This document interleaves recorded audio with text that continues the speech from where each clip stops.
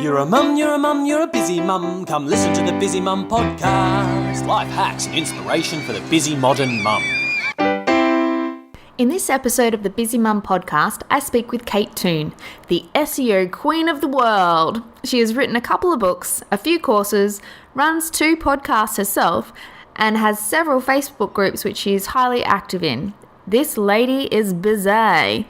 Kate has been so busy these past 10 years that now she has decided to not add anything new into her life that doesn't give her more me time. Let's dive in. Hi Kate, how are you this morning? I'm super duper well. Lovely to be here. Thanks Excellent. for having me. No worries, and welcome to the Busy Mum podcast. I really appreciate you taking your time out of your day to speak with me. We did almost do this yesterday. However, I didn't have my shit together, so we couldn't do it yesterday. So I think that's kind of busy mums, eh? You know, we got the days mixed up. I've just raced back from the shop. We're busy. That's the whole point. Exactly. So just tell me a little bit about yourself. I only found out about you through a friend of mine who went to one of your SEO seminars that you hosted, and she kind of challenged me. She goes, "Oh, you won't be able to get her on your podcast," and I'm like, "Challenge accepted." So I am a podcast whore. So there you go. It's fine. No, so I run a couple of different businesses. I teach people how to woo Google and get their sites to the top of the rankings, get more traffic and conversions. So I have DIY courses and a podcast and workshops and a shop and blah, blah, blah. And then my other business is I teach copywriters how to be better copywriters. So I have a membership, a directory, a shop, and I run an annual conference for that as well. I also have my own book, 2 podcasts, and I'm supposedly a copywriter, but I don't do that much one-to-one copywriting anymore. How do you manage to do all that? Like, that's amazing. That's a massive list of achievements. Well, so how does it... It's happened over 10 years. I mean, I didn't start doing this. So the first 5 years, I went into freelance copywriting when I found out that I was pregnant. I had to give up my fancy agency job when I was 5 months pregnant, no maternity leave. And I had to pretty quickly come up with something. Do you know what I mean? So I started a website called Kate Toon, and I just did anything, websites, copywriting, whatever. Then I kind of did copywriting for about 5 years, was my son was very little. And when he went to school, I was like, I really got to stop exchanging my time for money because there's only so many hours in the week. And, you know, when you're a working mom, it was better when he was in daycare. But when they go to school, it's 9 till 3. It's not very much. By the time you've had a wee and put the washing on and been to Coles, it's like there's 4 hours left. And you're like, oh, my God. So I just started to build things that I could make once and sell many times. So I started with templates, then courses, then I made a really big course, and then I set up a membership where I get the recurring income, and it's just built up over time. So it's not like I did all of this in one day. It's like I added a new thing. The conference is only 2 years old. I add a new thing each year, or I was. Now I'm not adding anything else. I'm done. So you're up to the brim of all your work now. You're full. Kind of. Last year was very intense. I had a big year. I did a lot of stuff. I earned a huge amount of money. I doubled my income. Cheers to that. Okay, well done. Woohoo! But there was a cost, and I'm tired. And so this year I'm all about just doing exactly the same things, but just trying to do them more efficiently and actually try and have a life. Remember those? No, don't know what that is. I've got 2 kids, so Oh, you've got 2.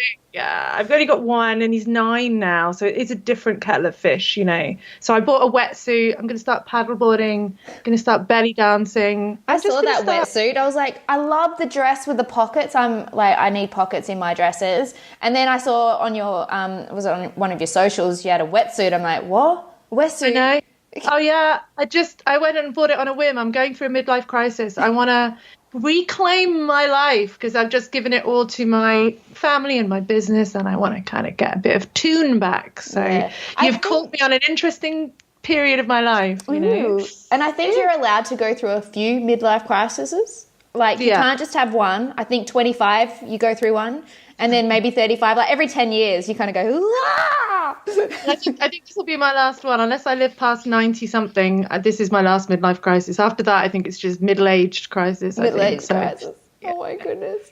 I know. So you've got, is it a 9-year-old son, you said? Mm-hmm. That's quite a good age, I think. My eldest daughter is turning 9, and I find that you get a lot more time. Like, you're not wiping bottoms and, doing stuff like that. You get a bit more time around you when they get a bit older.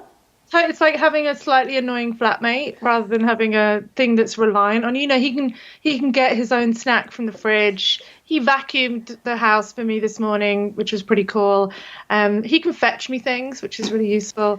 But it's also just that mental strain of looking after it, trying to not let your child die. That mental strain is gone a little bit, and yeah, I'm lucky as well in that me and my partner both work from home, so we really share the load equally. We pretty much equally. It's never quite equal. So yeah, it's a great age, and yeah, I'm trying to take advantage of that a little bit now and use those gaps, not for my business, because your business will eat every gap that you create. Absolutely. But to try and use them for me instead. Well, hats off to you, because that's a very brave move. I'm still in so you've been doing it for 10 years. Our business is year 4. So we're still learning to walk and talk and that. So my headspace is oh my goodness, are we going to sell another bid or ever? When the last sale goes through, you're ooh. So we're still there. We will get to that, I think, eventually, the 10-year, where it's oh, okay, now I can just swan around a little bit. But I'm not sure I'm resting on my laurels completely, but I have spent a long time clutching onto my business very tightly, worrying about competitors, worrying about, you're only as good as your last thing. Will I ever get another? Will I sell the next course? Will I do the whatever?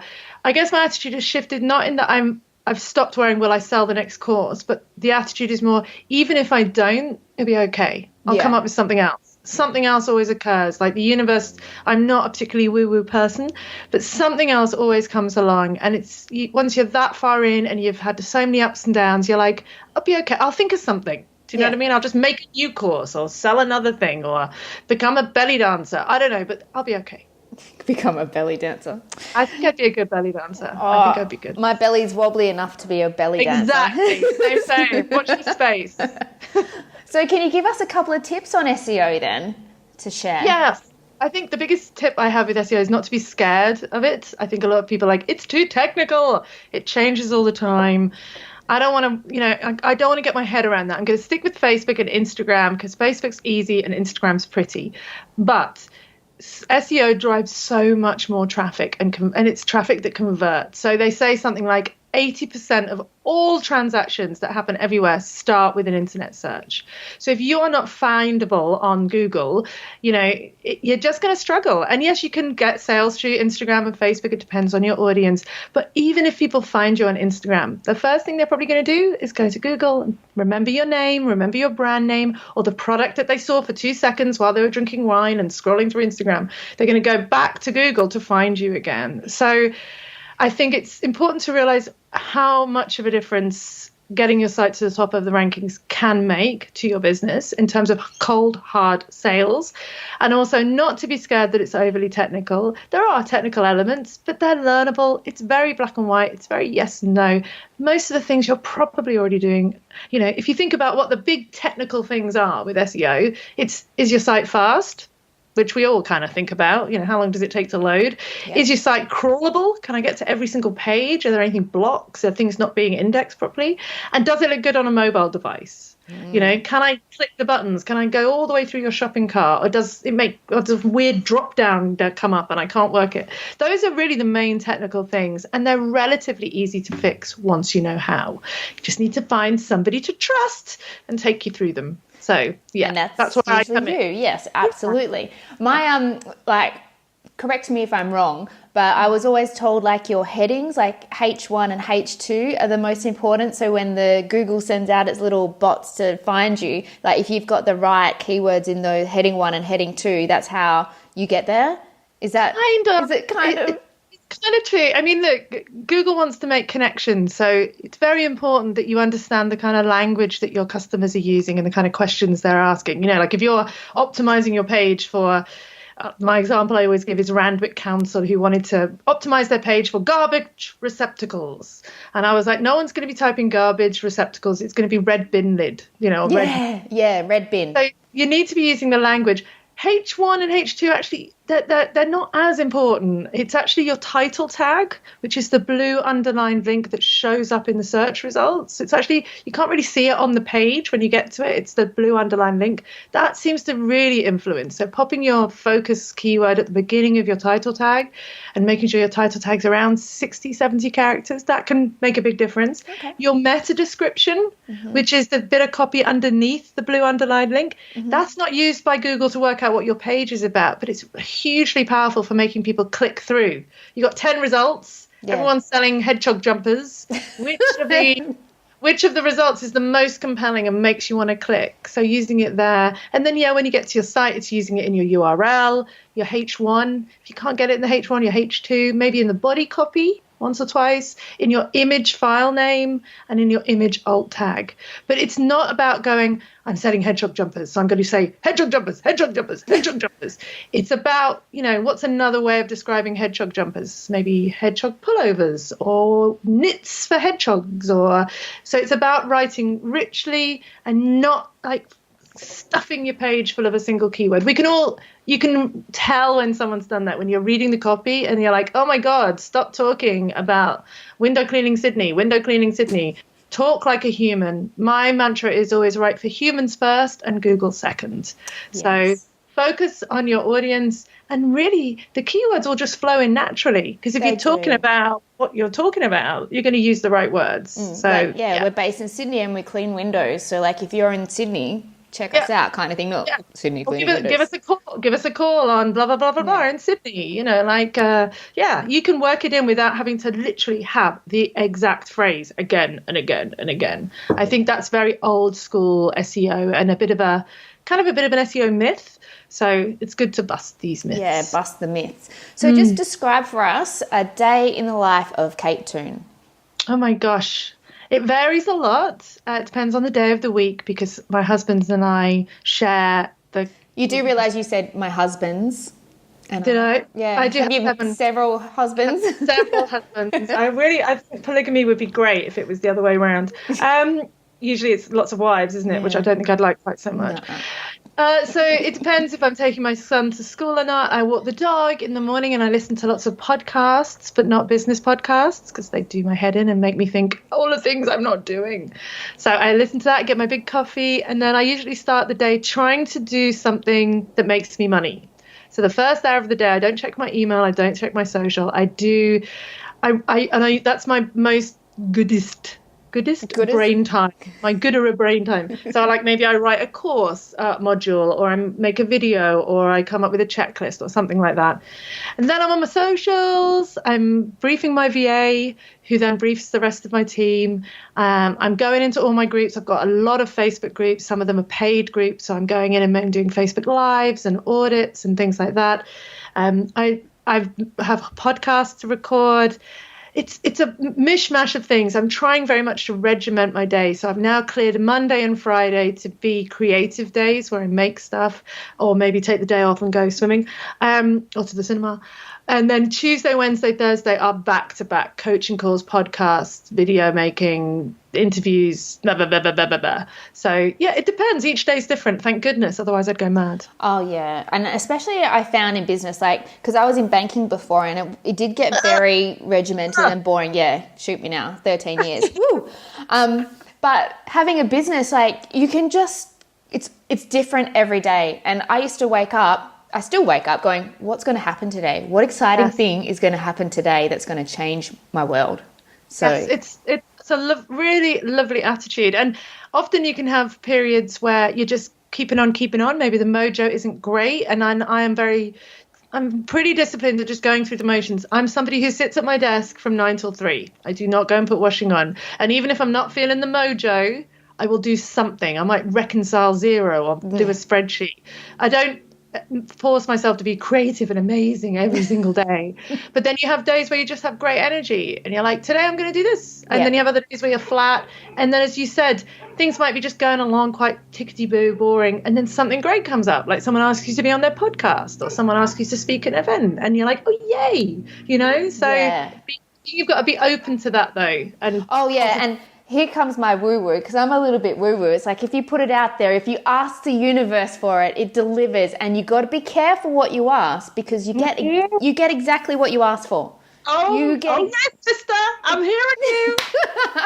I totally agree. I'm not woo-woo at all, but I do believe in putting it out there and saying yes to a lot of things, and saying yes to opportunities that maybe don't look like great opportunities, just to see where they lead. Like some of the best, a lot of people ask me to be on their podcast, and pretty much the reason I said I'm a podcast whore is because I always say yes, because some people will come back. I know that I've had this happen with people where they go, well, can you tell me how many subscribers you've got and how many social followers you've got, and then I'll decide whether I'll be on your podcast.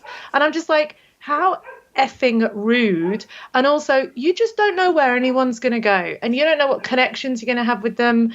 And I don't know. I'm a big believer in lifting people up and being involved and saying yes and seeing what happens. I agree with you there. That's what I'm teaching my girls as well. It's like, you don't cut people down, you raise them up. And if I see them like trying to chop each other down a bit, I'm like, stop doing that.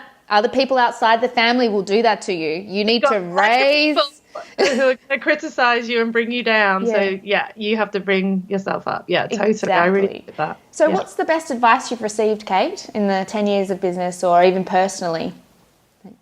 I think I'm a big fan of Robert Garish. I don't know if you know him. He runs the Flying Solo podcast. Oh, he's amazing, and he's got a voice like butter melting on toast. Oh, so you listen for the voice. Listen for the voice.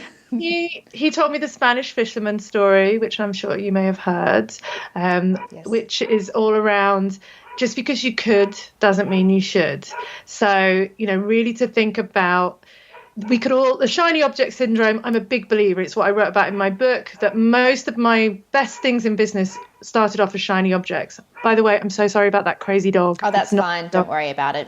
But I have a tendency to kind of want to do all the things. Like, I could do a course on podcasting because I've podcasted, but I have no interest in doing a course on podcasting. Why would I do that? Is it just to earn money?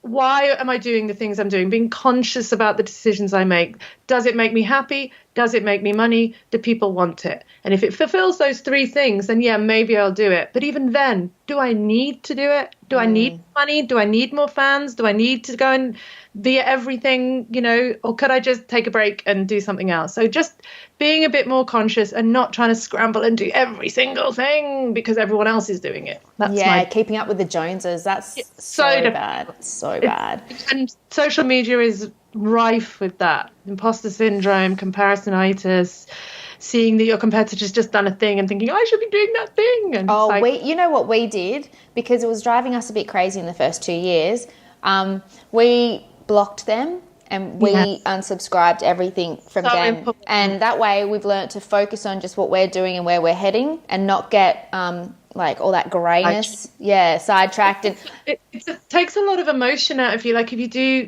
go down the rabbit hole or the wormhole and you see your competitor's done something, then you find yourself going on their site, looking at their newsletter, and you've wasted 45 minutes of your time. But also it puts a lot of emotional strain on you. It makes you feel doubtful and question yourself. And from that place, nothing good comes. Exactly. You're not going to be creative or fun or engaging. So I totally agree. Get out of your competitors' groups. Get off their newsletters. Don't read their blogs. Competitor research is good now and again, but it should be like a 3-monthly thing, not an everyday thing. We hired this lady to help us do marketing, and she wrote over 100 pages just on our competitors. And I was like, how's that helping me? I know who my competitors are. I don't need to know, delve right into what products they got, the costing, and how they were evolved. Yes. And the truth is, most of us know what we need to be doing. We're just not doing it. Exactly. So looking at other people for inspiration, we need to stop looking for inspiration. Just get on with it. Yeah.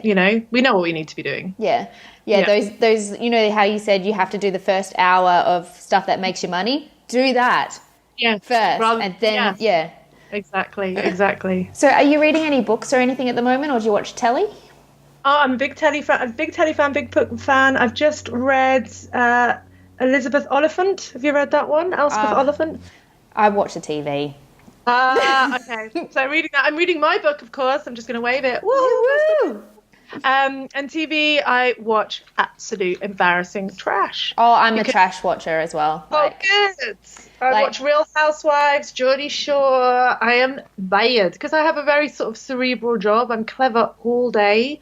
In the evening, I just want to be stupid.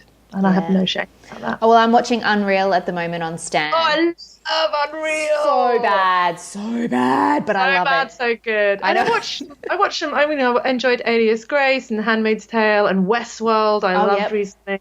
I love a good long series, but I do like some trash. I did watch all 8 seasons of The Walking Dead. Oh, I'm only up to season 6. Oh my God, it's like panic attacks every time I watch it. It's so scary. It just scares me. I just hate the talking bits. I just want them to get on. I mean, I'm not up to, don't ruin it for me. I want to get on and find out why it all happened and where the civilization is coming back. Like, yeah, we get it. You have long conversations and then one of you gets eaten by a zombie every episode. Just cut to the chase, for the love of God. I think the next season 9, I think, is out in October, so we're waiting for that. I'm up to where they've just realised that Nirvana place they realised was not Nirvana and they were eating each other. And then they've left there, and that's as far as I've got. That was horrible. It was cool, though. Yeah, it was, but it was fun. Let's move on. Since they're eating each other, do you cook? And do you have any recipes you can share with us? Oh, my God. Am I supposed to? Is this a sort of proper housewifey thing? No, I'm just getting my kitchen done, which is so exciting. I've waited 3 years to have a kitchen that isn't revolting. But once it's done, I will go back to eating crisps and chopping up cheese in it because that's about the extent of my cooking. I've recently got into Marley Spoon. Sorry to give them some free promo, but that is fantastic for me because it's all just laid out and I feel like a proper cook, but I'm literally just following the measured out ingredients that someone's given me. And that's been really life-changing for us getting that. So it's really great food. 3 meals a week, and then the rest of the week we can have toasties and omelettes and whatever and be cool, you know? Be cool. But I just feel like three meals a week I'm being a good mother, and the rest of the week we can all just chill. I love cooking. That's why I asked the question. It's purely from a selfish point of view to get me more recipes to try out. Well, I recommend Marley Spoon and some of the recipes from them. It's really interesting just to get it for a few weeks and just because it's the real variation and odd ingredients that I would never use. And it does inspire you to be more cooky. And there's nothing, now I've got my beautiful kitchen and I can have my Marley Spoon, I can have my music on, glass of wine. I think I could really get into cooking, but it's just up till now I've had a workspace which is about that big and it's not enjoyable, it's just stressful. So you might see a whole new me. I might be hitting you up for some recipes. Oh, okay, excellent. Putting them on my Instagram. Nailed it. Nailed it. Actually, have you watched Nailed It on Love it. My kids love that show. Oh my God. My son, she's so great though, the host of it. She's hilarious. She's like so loud and so annoying. I can't believe she's got the annoying button. It's like, 60 my seconds. son says I have that button pressed all the time. Thanks, son. Thanks for the compliments, yes. The compliments. Yeah. So what's one area of your life would you like to improve, Kate? Well, I think I touched on it at the beginning of the show. I want to get back into doing stuff that isn't business related. I'm quite up in my head a lot because obviously my job is very mentally taxing and I'm coaching people and developing, making things up and writing. And so I want to do more physical stuff. So I'm, I've booked, as I said, I've got my paddleboard lesson starting, my belly dancing. I'm going to be doing some rock climbing and get back. I used to go to Thailand every year and train in Muay Thai boxing. So I'm going to try and get back into that and just try and disconnect from the mental noise and just be in my body, using my body to do things rather than my brain. Yeah, I think it's important to keep using your body. I always wear like a tracker watch. I just took it off. That tracks my steps. So I always try and hit my 12,000 steps a day. And that's whether you walk the kids to school or you walk to work or walk. I always try and take the option of walking. Even when I went on holidays, they would put you in a little buggy and drive you to your villa. And I'll be like, no, it's like literally 100 meters I don't care if it's raining or the humidity's at 90%, I'm still walking it. So yeah, well, we don't have a car, and neither me nor my husband ever learned to drive. So we walk everywhere or cycle everywhere. So I'm on my bike all the time, and we've got one of these big, it's almost like an Italian ice cream bike, a big box that we used to put my son in, and we put all the shopping in that. So we don't have a car, we never drive anywhere, we cycle or walk. So I think that keeps you fairly fit, but I want to do some like intense fitness, like F45. I think that's the latest thing. It's like what's F45? Is that like, it's like 45 minutes of intense hardcore, like make you sweat, like you want to get out of your own body stuff. I want to do like ninja stuff. I want to be like, swinging. I want to be swinging from things and jumping. And are we going to see Kate Toon on Ninja Warrior Australia? The oldest woman ever on it, but I might. Who knows? This might be. You heard it here first. That would be hilarious. I'd probably fall off on the first thing. Who cares? But you get on TV, right? Get on TV. It's all about getting on TV. Okay. Get my branded T-shirt on, Big Kate Toon. www. Yeah, exactly. Okay, so we've just got some quick questions, and I'll let you get on with your day. What websites have you signed up to recently that you actually find value in receiving their emails, apart from your own, obviously? Honestly, I don't sign up to many. I guess maybe SEMrush, which for my industry is good. It's an SEO type website, and they send a lot of tips and advice and useful articles. But no, that's probably it. I'm not someone who likes to receive emails. I delete them. I'm an unsubscriber. But it doesn't matter how many times I unsubscribe, still more come. Where do they come from? You know what? When you subscribe to say like say Jeans West or something like that, they're actually like they're owned by like all these other things, and you get Portmans, and I'm just like, hang on a minute, I didn't sign up to that. And so you've got to unsubscribe to all these different things. I've got over 50,000 unread emails in my inbox. I just go, whatever. Just delete them. God, that would make me sweaty. I could not deal with that. Could not cope with that. What's one piece of advice you would give your pre-baby self? Stop trying to control everything so much, and just let your kid be your kid and grow up, and he'll probably be okay. I was very hospital corners and routine and spreadsheets and, must do this. He's 4, therefore he must start doing this. And I think I, put a lot of pressure on myself, and probably didn't need to do that, because he's turned out fine. There's still a good few years to go yet, Kate. There is, I know. Well, there's really until he's about 90 that I will still be worrying about him. But what I mean is, I think we all worry a bit too much, and it's again keeping up with the Joneses, what everyone else is doing, what you should be doing, and often we already know what we should be doing, we're just not doing it. Exactly. Last question: what is the most useful or useless baby or kids item you have? I love the the little seat that you could put them in and plonk them in places. Do you remember that? The little rubber seat with the little, you put them in and they've got the thing. What is that called? A baba? A baba? No. You'll remember it after the podcast. I will. And I wanted one so badly. We couldn't afford one for my first daughter, but then I got one for my second daughter, and she became such a little social being. Like, we put it on the table when we were having dinner, and she'd be like, yay! I used to have my son like here while I was trying to work, and then I could grab him and feed him and put him back. And then the most useless was I didn't want to spend like $9,000 on one of those Uber prams, so I bought like a really crappy pram, and I remember pushing it across a really busy intersection, and it snapped in half. And I'm like, you should spend money on a good pram. That's an important thing. Whoopsie daisies, especially in Sydney. Like Sydney sidewalks are like, oh God. Exactly. It was in Leichhardt or somewhere like that. It was not a good moment of motherhood. All good. Well, thank you so much for being on the podcast today. I've really enjoyed speaking with you this morning, Kate. It's been delightful, and good luck with everything that you do. And she's dancing every day. I'm dancing. I always do a happy dance. No, it's been brilliant. Really lovely to connect with you. Thanks. Thanks for listening to this episode of the Busy Mum podcast. I hope you enjoyed it. You can follow me on my Instagram account, thebusymum_podcast, or on Facebook, which is The Busy Mum AU, or subscribe to my iTunes account, which is also The Busy Mum Podcast. This episode is brought to you by Australia's newest ladies' leg shaving brand, Pins. Perfect pins, pits, and private bits don't have to be neglected this winter. Maintain your hair and enjoy soft, smooth skin. Check out the website today, www.pins.com.au.